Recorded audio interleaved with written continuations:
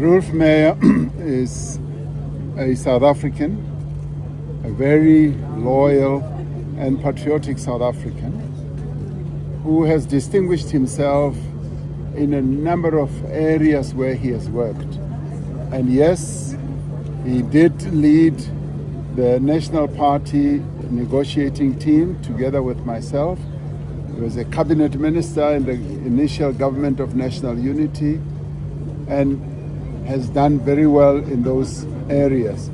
Recently, he's been involved in mediation processes in a number of countries, and that in many ways has sharpened his diplomatic skills, where he has been able to get involved either in conflict situations, trying to bring peace amongst differing or warring parties at a very quiet level, continuing to assist even our government in its diplomatic efforts.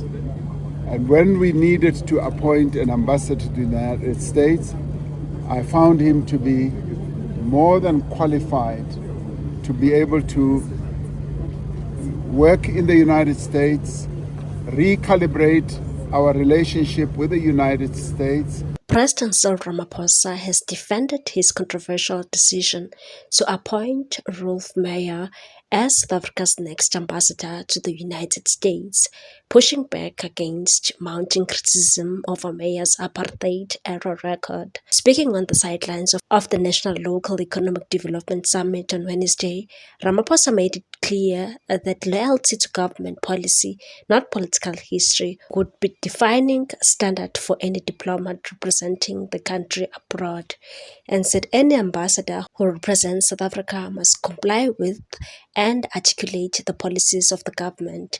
If he doesn't, he must come back.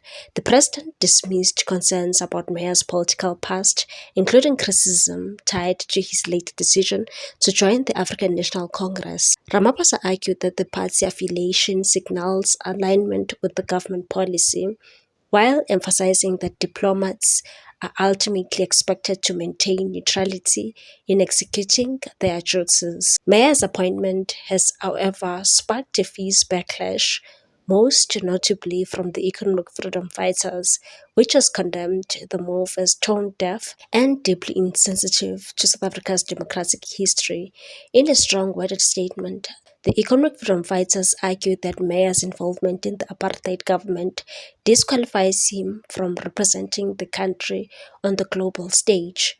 The party highlighted his tenure as a National Party Member of Parliament and his roles as Deputy Minister of Law and Order and later Minister of Defense, positions it says placed him at the center of the state repression. The criticism has been amplified by timing. The announcement coincides with commemorations of Chris Hani, a revered anti-apartheid figure whose assassination remains a defining moment in the country's transition to democracy.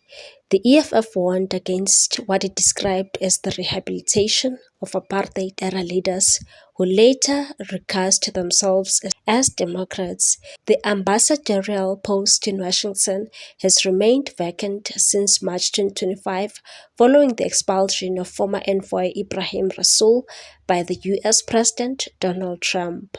The diplomatic fallout came after Rasool criticized the Make America Great Again movement during an academic engagement, prompting U.S. Secretary of State Marco Rubio to label him a race-baiting politician.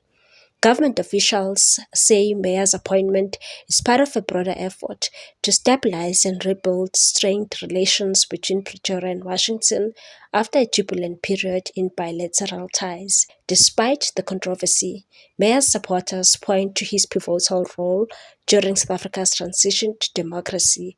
As the National Party's chief negotiator in the early 1990s, he worked closely with Ramaphosa to broker the agreements that paved the way for the country's first democratic elections in 1994. Meyer formally joined the African National Congress in 2006, further cementing his political shift in the post-apartheid era. The presidency has confirmed that Meyer will assume his duties in Washington once standard diplomatic processes with U.S.